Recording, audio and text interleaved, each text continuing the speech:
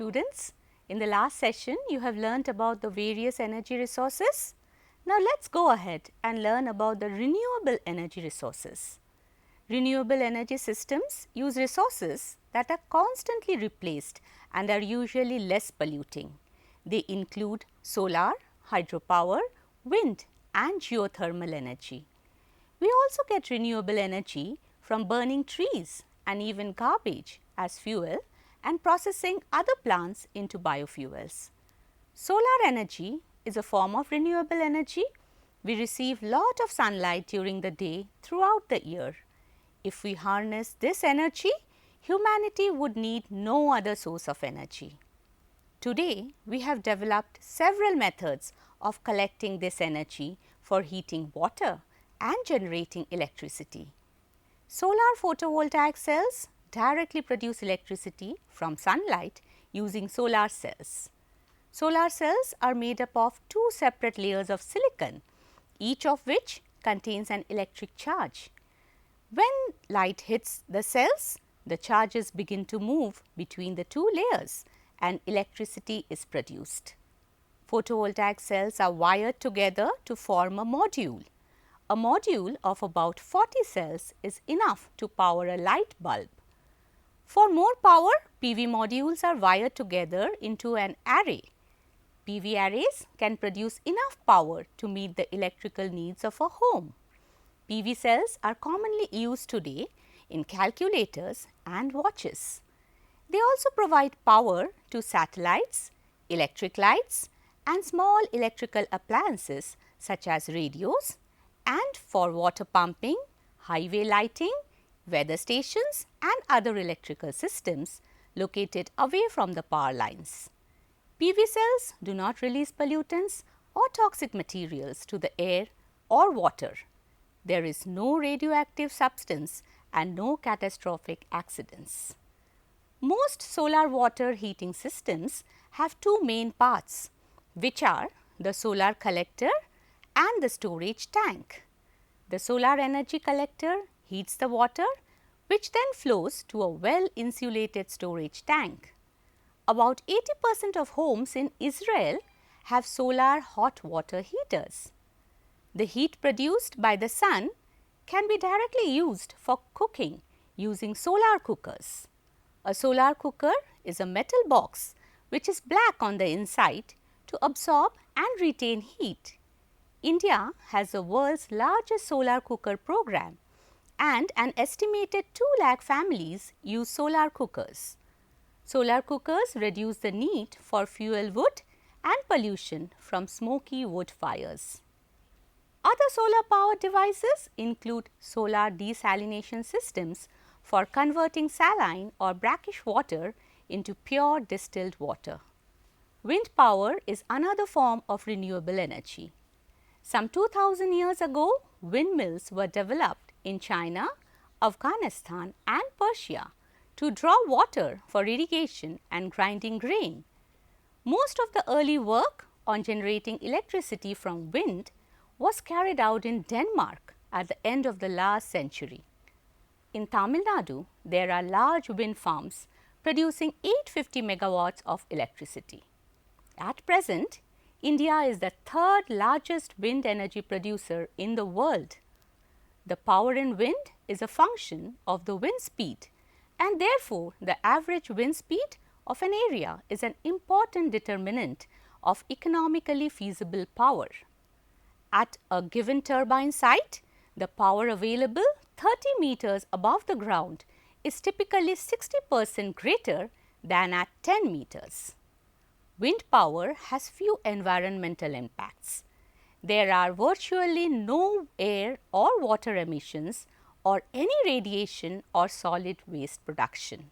Another form of renewable energy that we will learn now is tidal and wave power. The Earth's surface is 70% water. The energy of waves in the sea that crash on the land of all the continents is estimated at 2 to 3 million megawatts of energy.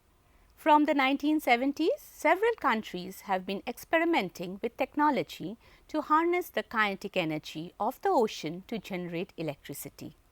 Tidal power is tapped by placing a barrage across an estuary and forcing the tidal flow to pass through turbines. In a one-way system, the incoming tide is allowed to fill the basin through a sluice, and the water so collected is used to produce electricity during the low tide. In a two-way system, the power is generated from both the incoming as well as the outgoing tide. Wave power converts the motion of waves into electrical or mechanical energy. For this, an energy extraction device is used to drive turbo generators. Electricity can be generated at sea and transmitted by cable to land. The largest concentration of potential wave energy on Earth is located between latitudes 40 to 60 degrees in both the northern and southern hemispheres, where the winds blow most strongly. Another developing concept harnesses energy due to the differences in temperature between the warm upper layers of the ocean and the cold deep seawater. These plants are known as ocean thermal energy conversion, in short OTEC. Hydroelectric power uses water flowing down a natural gradient to turn turbines to generate electricity known as hydroelectric power by constructing dams across rivers. In 1882, world's first hydroelectric power dam was built in Appleton, Wisconsin. In India, the first hydroelectric power dams were built in the late 1800s and early 1900s by the Tatas in the Western Ghats of Maharashtra.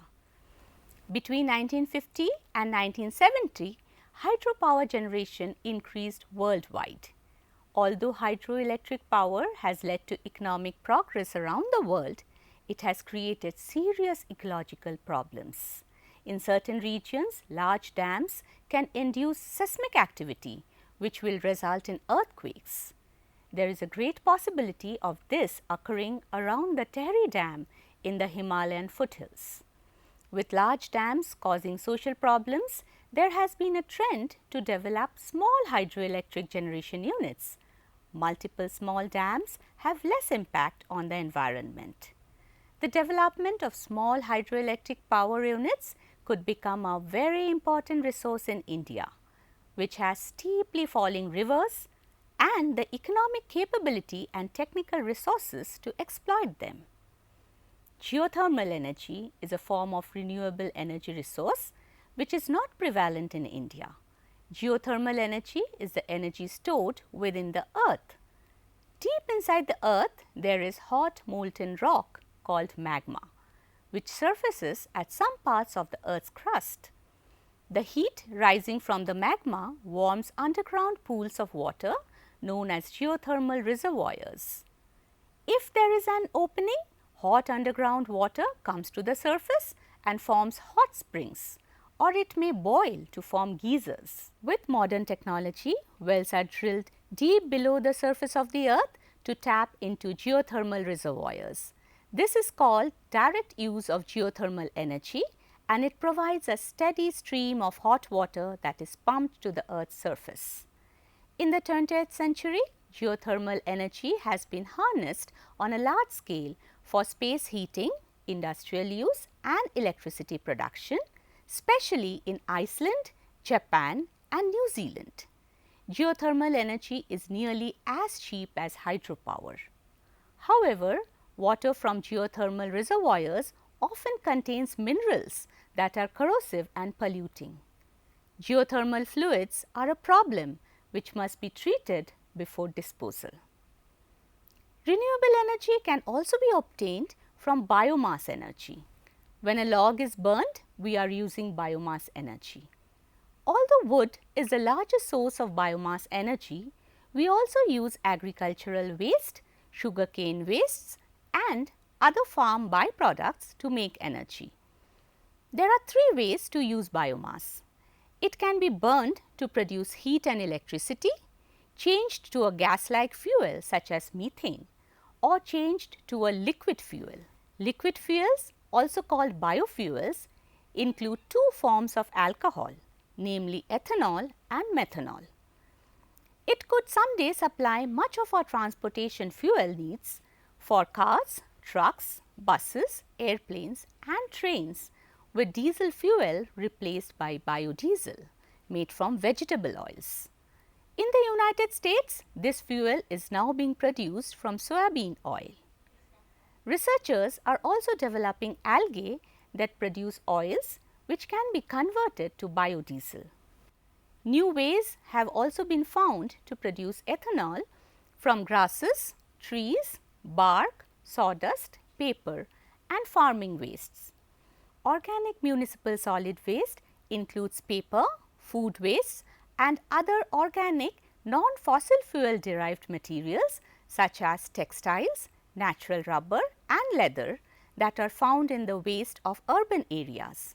Waste material can be converted into electricity by combustion boilers or steam turbines. Unfortunately, biomass creates some pollutants, including carbon dioxide when burned or converted into energy. Biogas is produced from plant material, animal waste, garbage, waste from households and some types of industrial wastes such as fish processing, dairies and sewage treatment plants. It is a mixture of gases which includes methane, carbon dioxide, hydrogen sulfide and water vapor. Biogas plants have become increasingly popular in India in the rural sector. The biogas plants use cow dung which is converted into a gas which is used as a fuel. It is also used for running dual fuel engines. The reduction in kitchen smoke by using biogas has reduced problems related to lungs in thousands of homes. The fibrous waste of the sugar industry is the world's largest potential source of biomass energy. Ethanol produced from sugarcane molasses is a good automobile fuel and is now used in 1/3 of the vehicles in Brazil. China has 20 million households using biogas. One day, all our homes may get their energy from the sun or the wind. Your car's gas tank will use biofuel. Your garbage might contribute to your city's energy supply. Renewable energy technologies will improve the efficiency and cost of energy systems. We may reach the point when we may no longer rely mostly on fossil fuel energy. Now that you have learnt about renewable energy resource, hope you will become responsible individuals and save the earth and make it greener and cleaner. Till we meet again, bye.